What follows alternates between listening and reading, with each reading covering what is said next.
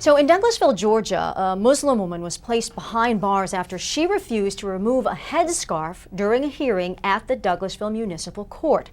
CNN's Rusty Dornin has been following the story, and she joins us live now from the .com control room to fill us in on the details. Hi there, Rusty. So what happened here? Well, Virginia, first of all, the Islamic community in Douglasville is definitely in an uproar right now, because this woman is one of three in the last 2 months who've been either thrown out of court, 2 women arrested for contempt of court for refusing to take off their headdress before going into court.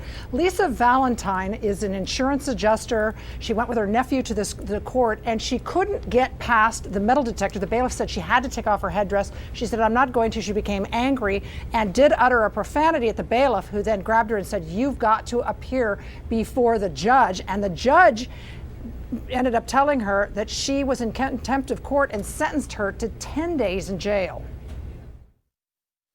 Did he ever say why he sentenced you to 10 days for contempt of court? No.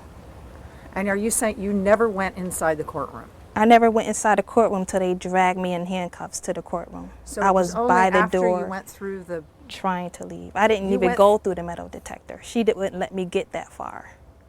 She said I couldn't go. So, okay, I couldn't go, but I just voiced my concern about how that was discrimination.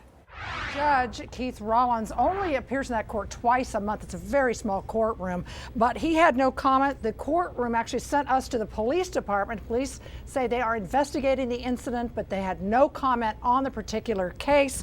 And of course, the couple is very upset. They say they're going to file a lawsuit and claim that their civil rights were violated, and they believe that members of other religions who do wear headdresses could be affected by all this. We feel that we were not given fair and due justice.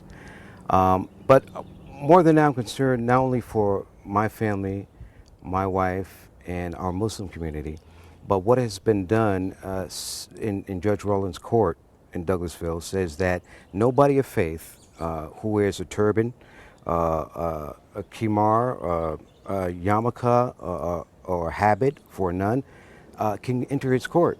So that is saying that no body of faith can have any business in his municipal court. We did talk to the State Attorney General's office. They said there's really no law in Georgia regarding attire, that it's up to the discretion of the judge in the courtroom.